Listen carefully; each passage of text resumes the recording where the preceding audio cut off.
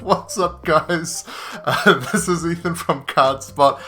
I am so stoked because today I entered regionals, and it's been a while. I'm pretty sure it's the first regionals I've entered in probably 11 or 12 years, unless I'm forgetting one. But I'm pretty sure up till now, since returning to Yu-Gi-Oh, I've only entered OTS champs.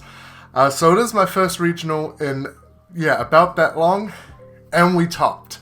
So I thought I'd just discuss a little bit of my regionals experience, as well as the deck that I played, the matchups, etc. Just a little bit of a review. Hopefully that's interesting for you guys, and let's get into it. So I was lucky enough to get this mat. As you can see, this is the Regional 2025 season mat with Fiendsmith Engraver. It's actually a really beautiful mat.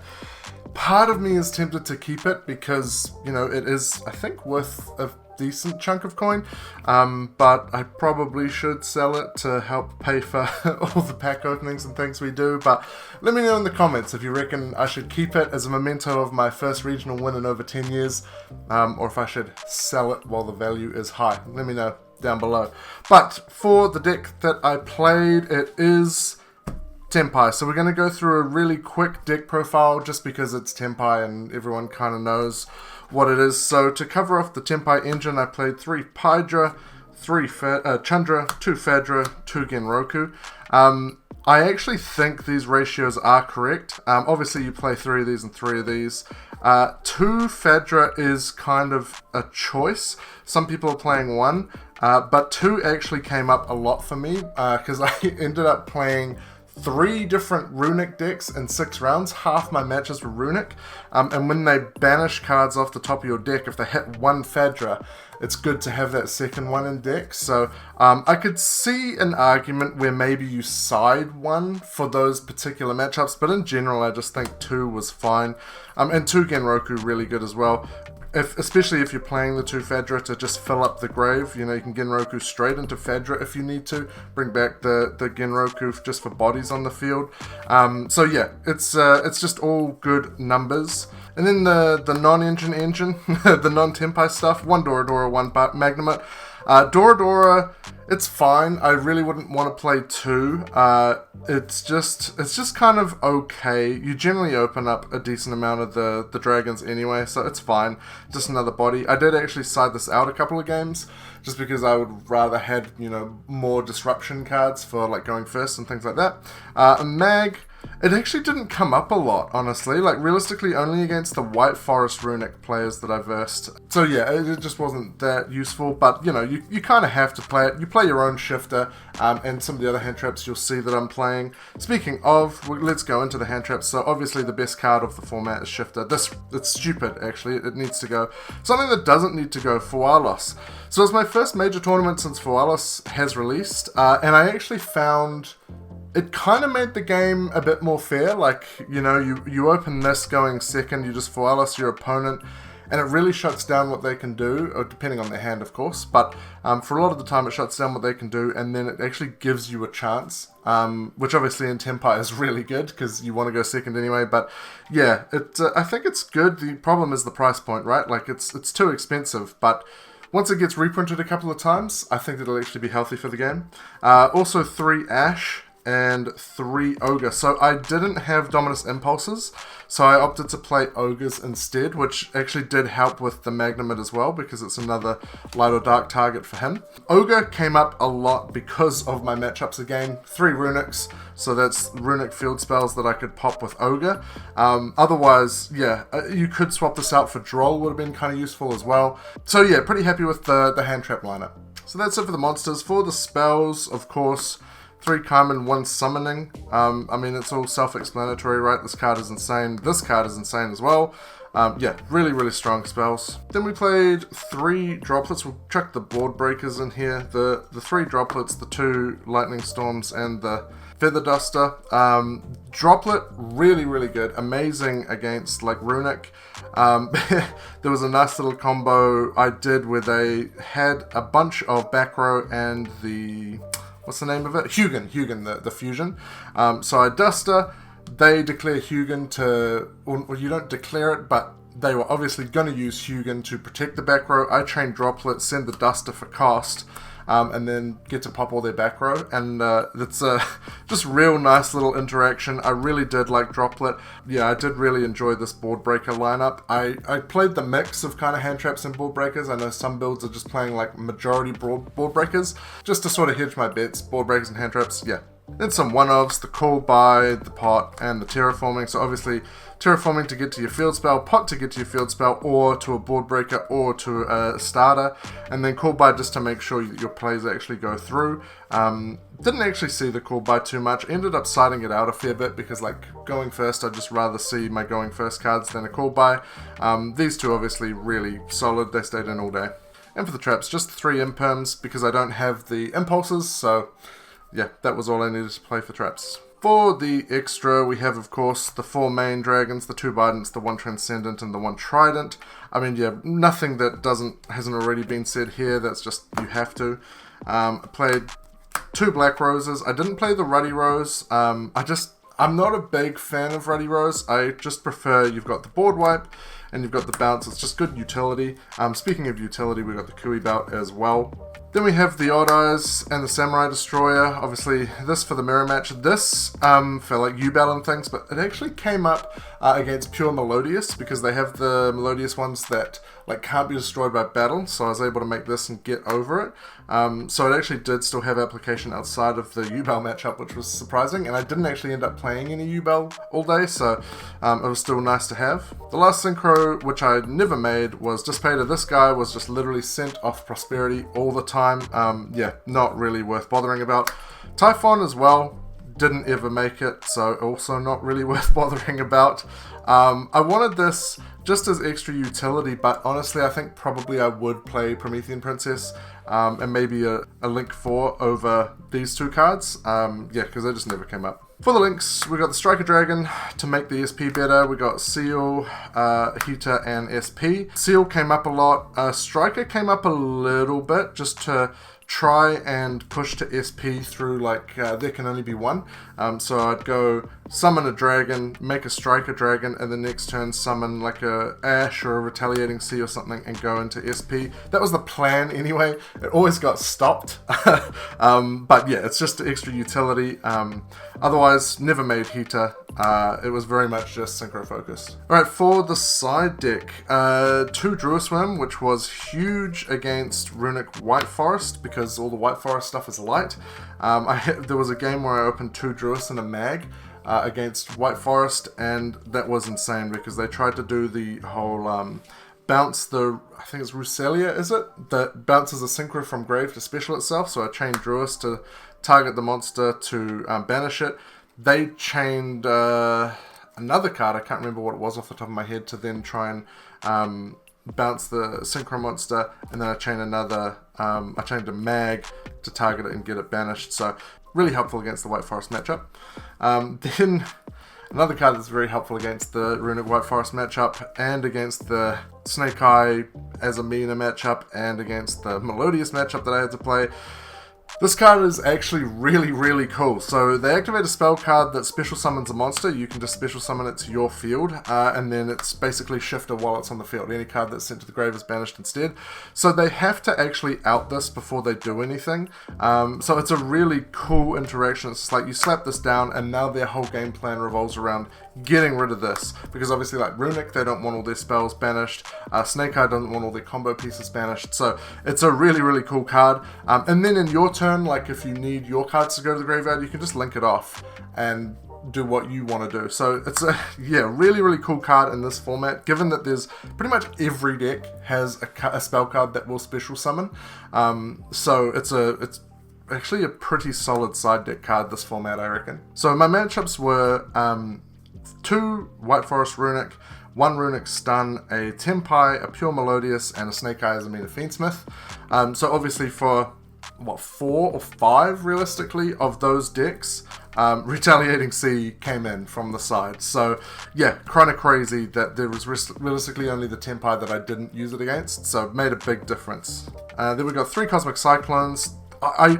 Everyone should be siding this card, I feel like, in this format. There's so many good things to hit. Obviously the field spell versus Tenpai, the like end-phase set cards for Runic or the field spell, the Snake Eye spells, the Deception and things like that, or even their Snake Eye field spell, or any cards that they put in the back row, like they put the Flamberge in the back row, you can Cyclone it. Yeah, it's just such a good card. This actually won me the matchup against Runic Stun. There Can Only Be One is a really good card against Tenpai, but not if it's going to get banished. Then we got 3 Heatwave. Realistically, even though I sided this card in a lot, it only came up once in the Tenpai mirror. Going into game 3, we were 1 apiece, and I just Heatwaved him going first. And that basically sealed the game, which was unfortunate for him. So sorry, Ben. He's a good mate of mine and a testing partner, but that is what it is. We always seem to get paired in big events, and normally he wins, but I got one back on him this time. But yeah, so Heatwave, good card. Could it be replaced with other things? I think possibly, but that was just because I didn't draw into it. The one time I did draw into it won me the game, so I can't complain. 3 D-Barrier, also sided this in a fair bit because I played obviously like all the Runic variants, Fusion and Synchro, like Stun is Fusion, White Forest is Synchro and Fusion, against Tenpai, Synchro, and against Melodious Fusion. So I sided this in a bunch. I don't think I resolved it once all day. I think there was one time I actually drew into it, and I set it, and it got popped by the Runic spell card that pops things in the end phase. Otherwise, yeah, I didn't really draw into it. So yeah, it is a good card though. I wouldn't change that. One card I would change. Rivalry of Warlords. I didn't side this in once, actually. I probably could have sided it in against Snake Eye, but I don't know, it's just, I'm really iffy on this card. I think probably, maybe I would play a Baldrake over this, or, yeah, I don't know, something else, but I just didn't side it all day. That might be incorrect, perhaps I should have sided it in against certain decks. But I don't know, the concept of it just felt really iffy to me. So that's the deck. To quickly recap the matchups, round 1 was Runic White Forest, which the Bestials really came in handy for in game 3. Game 1 kind of like, he made me go first, which was unwinnable really. Game 2, I win. Game 3, yeah, side in all the Bestials and just don't really let him get anything cooking, so that was nice. Round 2 against my mate Ben, it was the Tenpai mirror match. He wins the dice roll. I think, by the way, I only won 1 dice roll all day, and it was in the final round. But he wins the dice roll, makes me start, so that goes about as well as you expect. Game 2, I make him go start, which, you know, this Tenpai versus Tenpai. Game 3, he makes me start, and I have the Heatwave. So that's kind of how that rolls. Round 3 against Pure Melodious. I really didn't know what a lot of the Melodious cards did. And game 1 was a super long game 1. It took probably about half an hour. And realistically, I should have just scooped earlier. But because I didn't really know what the cards did, I didn't really know, you know, what point I was kind of screwed, and so that's on me. Game 2, I managed to OTK him, and we're kind of in time at that point. We had like 30 seconds left, and I'm in my battle phase, proceeding to complete the OTK, so we got a draw. Round 4, another Runic White Forest.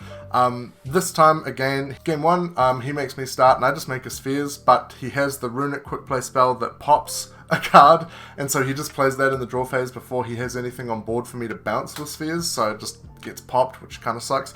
Then he goes off and does his whole thing. I don't think I had really any significant hand traps to stop him. Game 2, I make him go first, do my thing, we're looking good.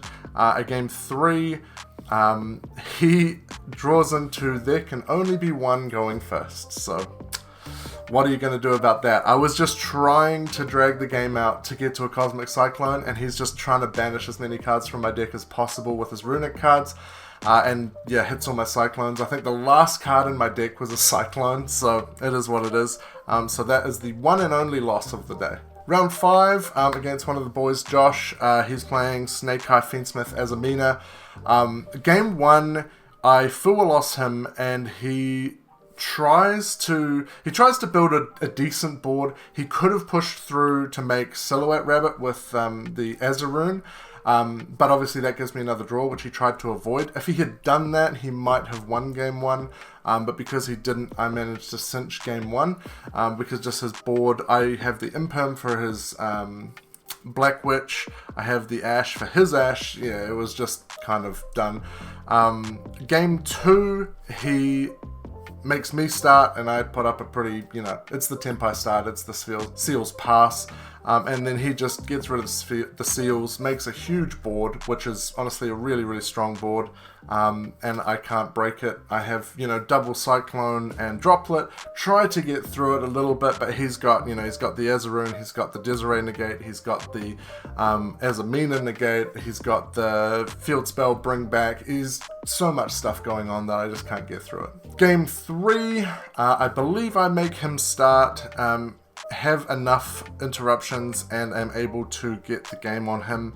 I'm a little fuzzy. It was a long day, well, long by my standards. It was 6 rounds. I'm used to like a 3-4 round locals here in NZ, so by round 5 my brain's starting to fade. Round 6, I finally win a die rolls, final round of the day, and it's Runics done. Just to leave that damn taste in your mouth,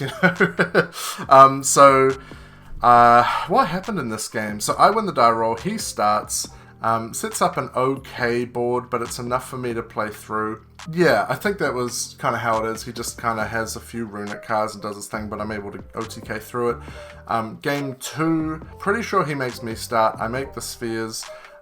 He does his thing, gets rid of spheres, and just plays off. I know at one point he drew Time Tearing Morganite, so he was drawing 2 every turn, could summon twice every turn, not that he was. But yeah, it was pretty brutal. Game 3, he does have the There Can Only Be One, but I have so many Cosmic Cyclones. And that was the player where I Harpies Feather Dusted, Droplet Send Duster to negate the Hugin, and got the full board wipe on him, so that was really nice. So that was allowing me to push through for game. So yeah, there we give it. 4-1-1 with Tenpai. Pretty happy with how I played. If you've been watching the channel for a while, you'll know that I've been playing a lot of Memento lately. But I didn't have the Fiendsmith package, and I just felt pure Memento was just not strong enough. It lost too heavily to Shifter. It loses to time a lot because the combos are so long. So I was just like, look, I had a mate of mine who was offering to let me borrow his Tenpai, so I took him up on that. And yeah, pretty happy with how it went, obviously. Got my first top in over 10 years. Overall, it was a great day, great experience. Everyone I played was super cool, and yeah, very happy with getting this sweet mat. So if you've made it to the end of the video, thank you very much for watching. It's a bit of a different video this week, obviously. We will get back to opening stuff soon. Thank you muchly for watching. This is just a way for me to express my happiness at being able to top a better event than just a locals. So let me know what I should do with the mat down in the comments below, and I will see you next week.